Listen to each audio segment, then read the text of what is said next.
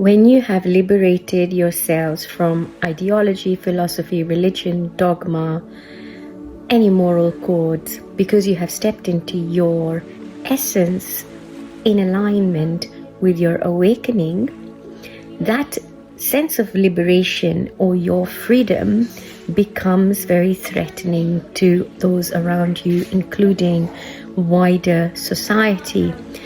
Your presence in itself is enough to create a catapulting effect, because you don't need to say or do anything.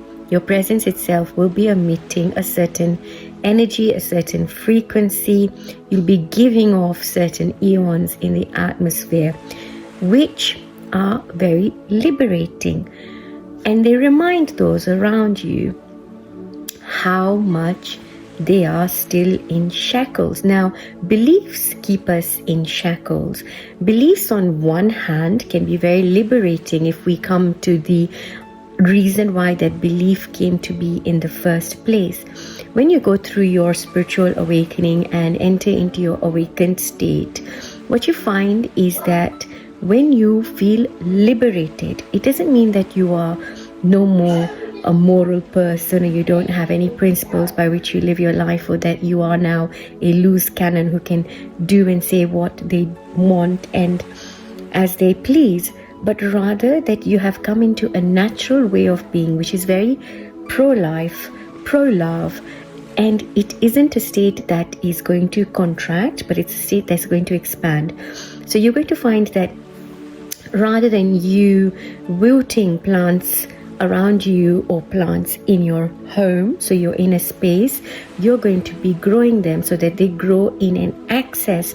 And this is where growing in access and beyond that which that seed was conditioned to grow. So even a seed that is planted by you now, you're going to find that it blooms beyond its wildest dreams. You are already blooming, and you're blooming past your limitations because you have dropped those limitations. You've dropped any yardsticks, you've dropped any beliefs because they're not needed anymore.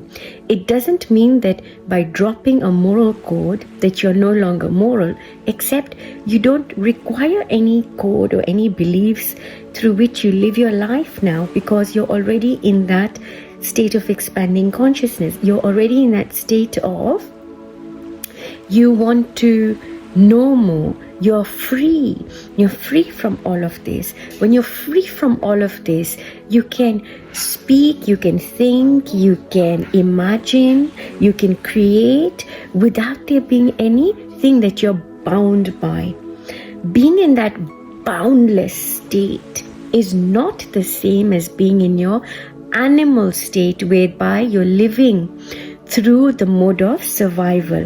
When we're in the mode of survival, that's why we need a few rules in place, because we can't go eating and we can't follow our animal instincts all of the time, because of course that would mean someone being the king of the jungle. That would mean that it's the strongest, the fittest that survive that jungle. It would mean that there would be others that won't make it through that jungle.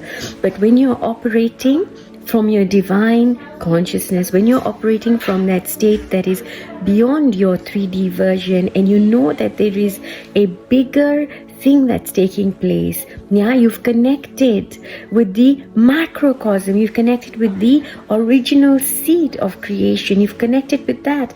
Then you'll realize that your survival instinct will not feature. It'll not be through which you take action or don't take action. And when you are in your survival instinct, you will know it. Yeah, sending you so much love. May your life exude this beautiful light that you already are.